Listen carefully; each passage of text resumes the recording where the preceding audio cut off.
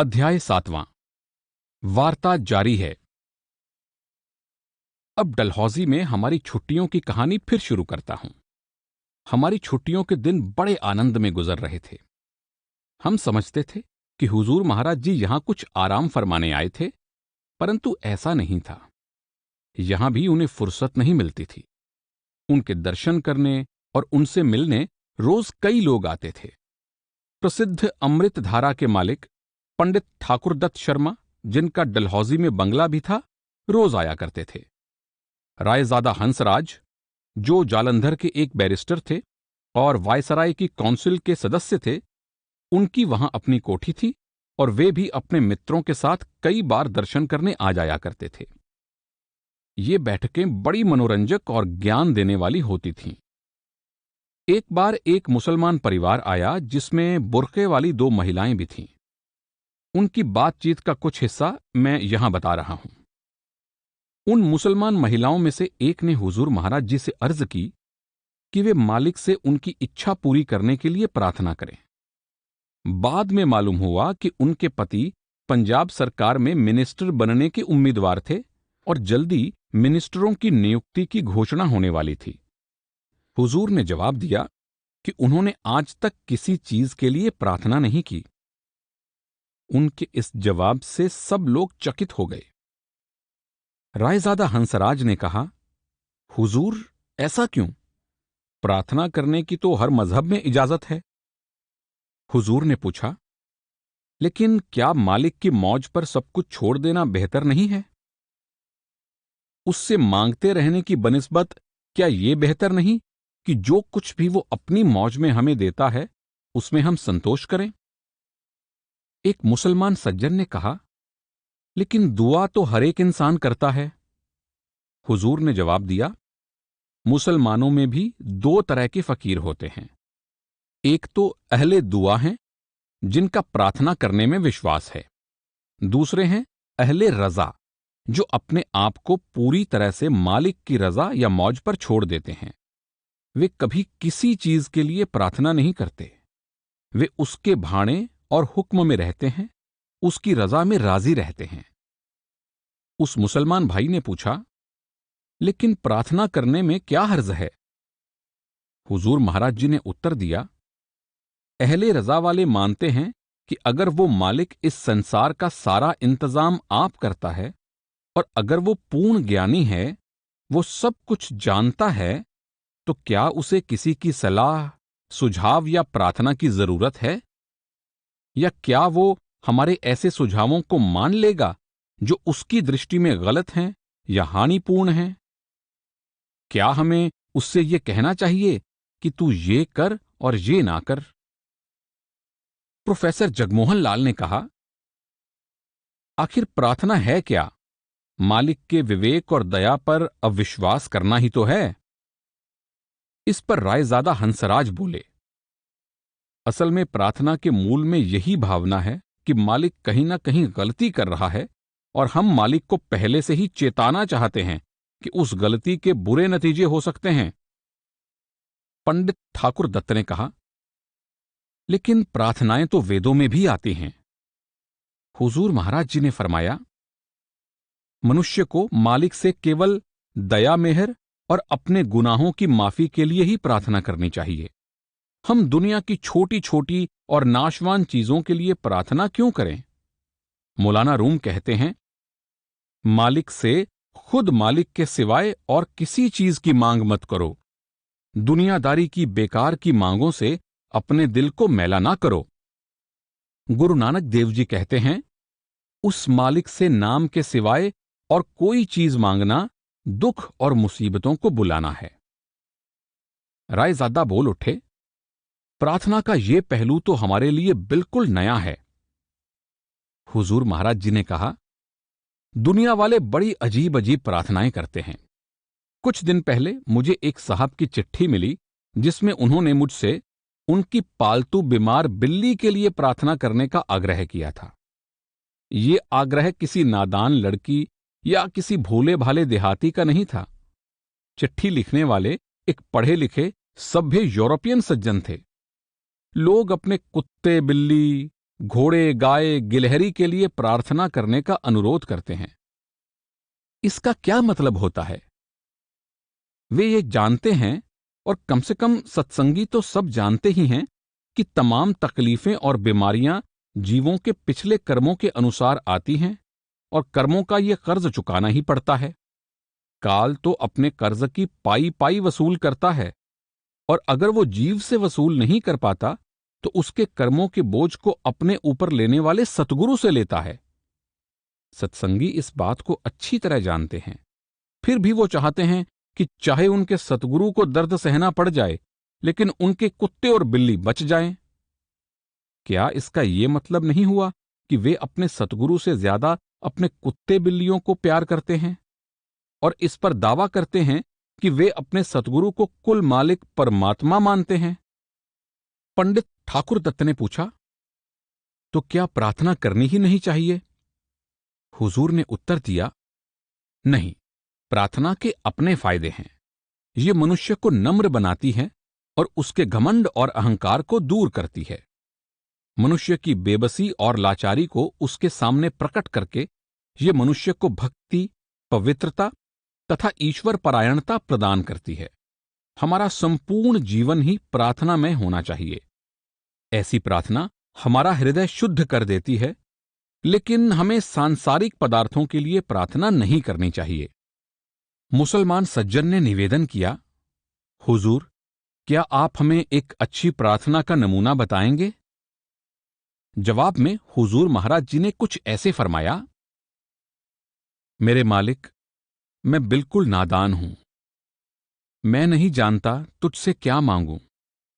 जो तू मेरे लिए उचित समझे वही दे दे, और मुझे वो शक्ति और बुद्धि बख्श कि जो कुछ तू दे या जहां और जैसे तू रखे उसी में मैं सदा खुश रहूं। मुझ में कोई गुण नहीं, कोई भक्ति नहीं। मेरे कर्म काले और पापपूर्ण हैं। मुझ में कोई अच्छाई नहीं। मन ने मुझे पूरी तरह से कुचल दिया है। मुझ जैसे पापी के लिए, हे मालिक, तेरे चरणों के सिवाय और कोई ओट नहीं है। रहम कर और मुझे अपनी शरण में ले ले। मुझे और कुछ नहीं चाहिए। मुझे अपना दास बना ले, ताकि मैं तेरा हो जाऊं और तू मेरा हो जाए। ये सुनकर मुसलमान सज्जन ने कहा, खूब। उसके बाद हुजूर महाराज जी ने कबीर साहब और धन्ना जाट की प्रार्थनाएं सुनाई। कबीर साहब की प्रार्थना। भूखे भक्ति न कीजय, यह माला अपनी लीजय। हऊ मांगऊ संतन रेना, मैं नाही किसी का देना। माधो कैसी बने तुम संगे, आप न देहो तो लेवऊ मंगे। मेरी मांगे ये हैं, दुए सेर मांगऊ चूना, पाऊ घियू संग लूना। अध सेर मांगऊ दाले, मुक्कऊ दोनों वखत जीवाले।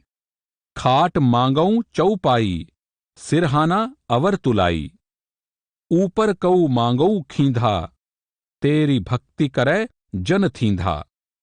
मैं नाही कीता लबो, इक नाऊ तेरा मैं फबो। कहे कबीर मन मानिया तो हर जानिया। धन्ना जाट की प्रार्थना। गोपाल तेरा आरता, जो जन तुमरी भक्ति करंते, तिनके काज सवारता। दाल सीधा मागऊ घियो, हमरा खुशी करे नित जियो। पन्ही छादन नीका, अनाज मगऊ सत सीका। गऊ भैंस मगऊ लावेरी, इक ताजन तुरी चंगेरी।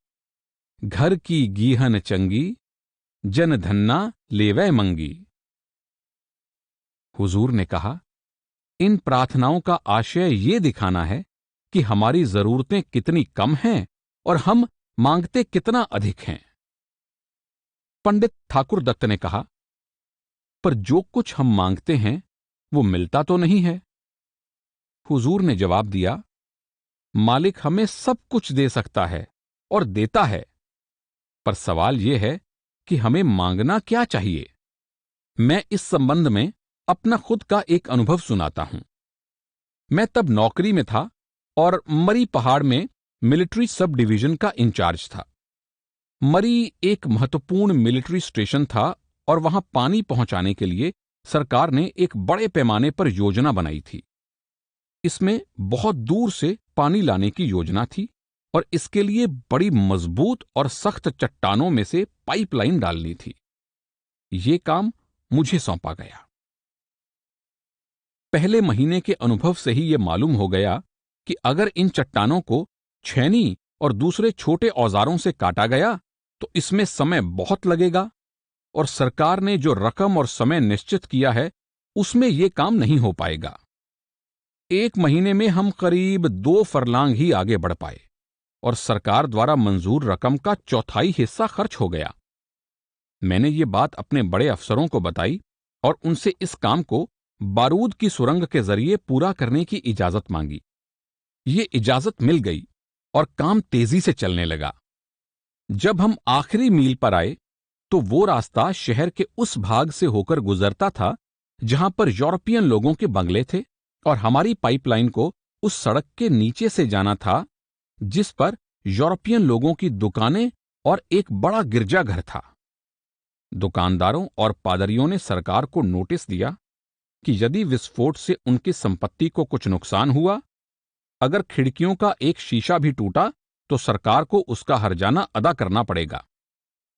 हमने फिर छेनी हथौड़े से पत्थर काटना शुरू कर दिया, लेकिन वहां की चट्टान बड़ी ही सख्त निकली और उसे काटने की कीमत 10 गुना ज्यादा बैठने लगी।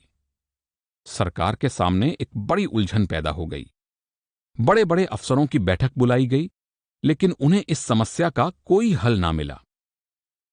सारी बहस और माथापच्ची बेकार रही। आखिर मेरे सबसे बड़े अफसर मेरी तरफ मुड़े और बोले, क्या आपके पास इस समस्या को सुलझाने के लिए कोई उपाय या सुझाव नहीं है?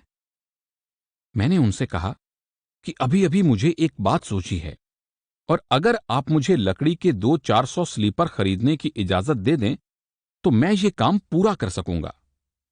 उन्होंने कहा, जितने चाहे खरीद लो, हम इस मामले को पूरी तरह से आप पर छोड़ते हैं और अगर आप इस समस्या को हल कर लेते हैं तो हमें बड़ी खुशी होगी। ये कहकर वे सब चले गए।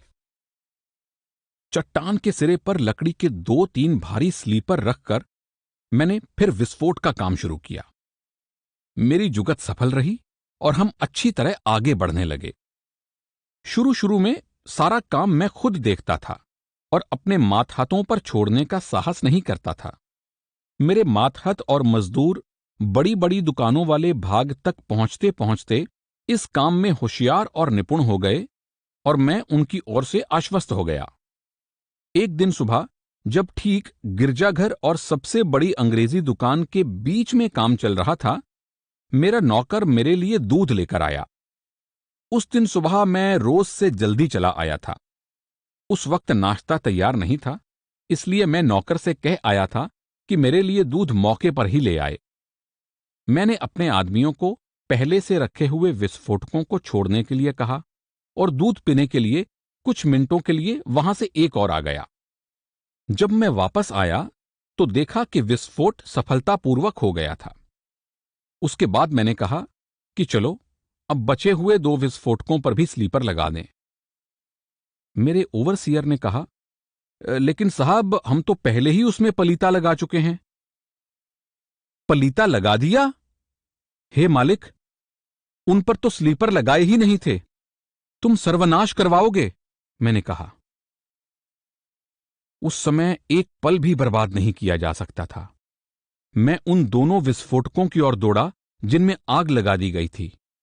मैंने सोचा, हो सके तो उन पलीतों को बाहर निकाल लूं। रास्ते में मुझे मेरे एक अंग्रेज मातहत ने दोनों हाथों से पकड़ लिया और बोला, मैं आपके टुकड़े टुकड़े होते नहीं देख सकता। मैंने कहा, फ्रांसिस मुझे जाने दो, पर वो नहीं मान रहा था। उस समय अनायास मेरे मुंह से एक प्रार्थना निकल पड़ी। मुझे थोड़े दिन पहले ही बाबाजी महाराज से नामदान मिला था और मैंने पूरी दीनता के साथ उन्हें याद किया। विस्फोट से अपने शरीर को आघात का मुझे कोई डर नहीं था, लेकिन ये ख्याल सता रहा था कि वे यूरोपियन अफसर हम हिंदुस्तानियों के बारे में क्या सोचेंगे, जिनको उन्होंने इतनी बड़ी जिम्मेदारी का और इतना जरूरी काम सौंपा था। इसलिए मैं उन विस्फोटकों की ओर दौड़ पड़ा। बाकी सब लोग भयभीत और हक्के बक्के खड़े रह गए।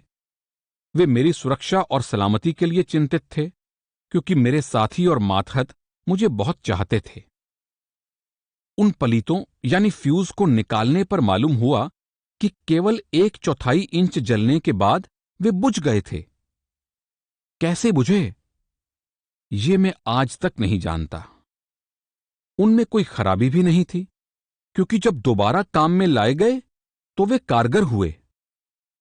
मुसलमान सज्जन ने कहा, इससे यह जाहिर है कि परमात्मा कभी कभी हमारी प्रार्थनाएं सुन लेता है, पर यह मालूम नहीं कि उनको मंजूर करने का उसने क्या उसूल बना रखा है।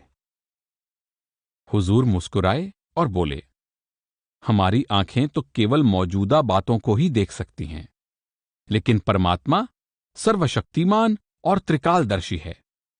वो समय की सीमाओं के परे देखता है। हमें उसके हुक्म में रहना चाहिए और जो कुछ वो देता है उसे खुशी से स्वीकार कर लेना चाहिए। हमें उसकी रजा को बदलने का ख्याल तक नहीं करना चाहिए। बसरा की महिला संत राबिया बसरी के बारे में कहा जाता है कि उसने कभी अपनी बीमारी को दूर करने के लिए दवा नहीं ली और न अपनी गरीबी दूर करने की कोशिश की। उसने इन चीजों को मालिक की बख्शिश समझकर स्वीकार किया। हुजूर महाराज जी ने इसी बात को जारी रखते हुए फरमाया, 5वीं पातशाही गुरु अर्जुन देव को, जो शहंशाह जहांगीर के समय में हुए थे, उनको बादशाह के कहने पर पंजाब के गवर्नर ने बड़ी यातनाएं दी थीं। उनको जलते हुए तवे पर बिठाया गया और जलती हुई गरम राख उनके नंगे बदन पर डाली गई। मुसलमान फकीर मियां मीर जेल में उनसे मिलने गए तो गुरु साहब पर किए गए जुल्म मियां मीर से बर्दाश्त ना हो सके।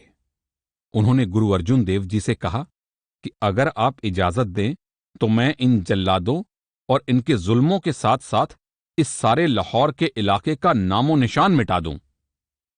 गुरु अर्जुन देव जी मुस्कुराए और बोले, मेरे भाई, पहले इस बात का जवाब दो कि क्या ये सब कुछ मेरे प्यारे मालिक की मौज के खिलाफ हो रहा है? अगर नहीं, तो फिर उसके हुक्म और उसकी मौज से जो कुछ हो रहा है उसमें मुझे बहुत खुशी है। तेरा भाणा मीठा लागे। रायजादा हंसराज ने कहा, दुनिया ने संतों महात्माओं के ऊपर बहुत जुल्म किए हैं। पंडित ठाकुर दत्त ने कहा, यह कितनी बेरहमी की बात है। एक इंसान पर इसलिए जुल्म किया जाता है कि वो परमात्मा को उस तरीके से नहीं पूजता जिस तरीके से दूसरे लोग पूजते हैं। मुसलमान सज्जन ने पूछा, हुजूर, ऐसा क्यों होता है? महाराज जी ने फरमाया, तर्क और प्यार के रुख ही अलग अलग होते हैं। प्यार किसी कानून को नहीं जानता और तर्क किसी प्यार को नहीं जानता। कानून और तर्क इस दुनिया के कारोबार के लिए बने हैं, लेकिन परमात्मा के धाम तो सिर्फ प्यार के पंख के सहारे उड़कर ही पहुंचा जा सकता है। सद किताब व सद वरक दर नान कुन, यानी अपनी किताबों और अपने ज्ञान को आग में जला दे और मालिक के प्यार से अपने मन को तरोताजा बना ले, अपने दिल के बगीचे को उसके प्यार रूपी पानी से सींच ले। संत आकर सिर्फ उस मालिक के प्यार और इश्क के गीत गाते हैं। वे दुनिया के रीति रिवाजों, कर्मकांड, परिपाटियों या धर्मों में दखल नहीं देते। वे दुनिया और दुनिया को चाहने वालों में नहीं उलझते। अगर किसी के यहां शादी होती है तो वे कहते हैं कि अपने समाज के रीति रिवाजों के मुताबिक या जिस तरह भी चाहो कर लो। मतलब तो सिर्फ दूल्हा और दुल्हन के हाथ पकड़ने या वैवाहिक जीवन में बंधने से है। इसे जिस तरह भी ठीक समझो कर लो। अगर मौत के बाद किसी शरीर का क्रियाकर्म करना है तो संत कहते हैं कि चाहे दफना दो या जला दो। अगर एक बच्चा पैदा होता है तो वे कहते हैं नामकरण आदि संस्कार जिस तरह चाहो कर लो। परमात्मा इन छोटी छोटी बातों में दखल नहीं देता। वो तो सिर्फ तुम्हारा प्यार और पवित्रता ही चाहता है। तकलीफ तो तब होती है जब एक तर्क करने वाला अपने उसूलों और प्यार को परमात्मा के क्षेत्र में जबरदस्ती लागू करने की कोशिश करता है। वो चाहता है कि शरीयत यानी धार्मिक नेताओं के द्वारा बनाए गए आचार व्यवहार के नियम परमात्मा के भक्तों की भी प्यार के रास्ते में रहनुमाई करती रहे। वो ये नहीं जानता कि भक्तों का परमात्मा के लिए और परमात्मा का भक्तों के लिए प्यार असीम होता है। ये प्यार किसी भी प्रकार की सीमा या घेरे में बांधा नहीं जा सकता। परमात्मा के प्रेमी कानूनों से परे हैं। वे तो प्रीतम में लीन होकर खुद उसका रूप हो जाते हैं। प्रेमियों के सरताज मंसूर को सूली क्यों दी गई? क्योंकि अपने प्रेम के आनंद में झूमकर वो चिल्ला उठा, मैं वही हूं, मैं वही हूं। प्रेम की अवस्था से अनजान निगुरों की थोथी फिलॉसफी मंसूर की रूहानी गति को नहीं समझ सकी और उसके खिलाफ कुफ्र यानी नास्तिकता का फतवा दे डाला। शम्स तबरेज की खाल जीते जी सिर्फ इसीलिए खींच ली गई कि उन्होंने एक मुर्दा बच्चे को जो अल्लाह के हुक्म से उठ जा कहने पर ना खड़ा हुआ तो अच्छा मेरे हुक्म से उठ जा कहकर जीवित कर दिया। परम संत कबीर साहब कहते हैं, करता करे न कर सके, गुरु करे सो होए। पलटू साहब कहते हैं कि संत परमात्मा के इतने प्यारे और नजदीक होते हैं कि वे उससे जो चाहे करा लेते हैं, वो मना नहीं करता। लेकिन बाल की खाल खींचने वाले तर्कशास्त्री ये बात समझ ही नहीं सकते और ये मानते हैं कि जो बात वे नहीं समझ सकते वो संभव ही नहीं है। वे ये नहीं जानते कि ऐसे भी क्षेत्र हैं जहां तर्क और बुद्धि की पहुंच तक नहीं है। मुसलमान सज्जन ने कहा, लेकिन शरीयत के कानूनों का पालन करना भी तो जरूरी है। हुजूर ने फरमाया, जरूर, लेकिन उनकी अपनी हद में। शरीयत और तरीकत की सीमा से ऊपर मार्फत यानी दिव्य ज्ञान और हकीकत यानी परम तत्व में एकाकार के क्षेत्र भी हैं। एक विद्यार्थी को अपनी प्राथमिक कक्षा से ही चिपके नहीं रहना चाहिए। संतों ने आध्यात्मिक विकास के 4 दर्जे बताए हैं। शरीयत यानी आचार व्यवहार उनमें से पहला दर्जा है।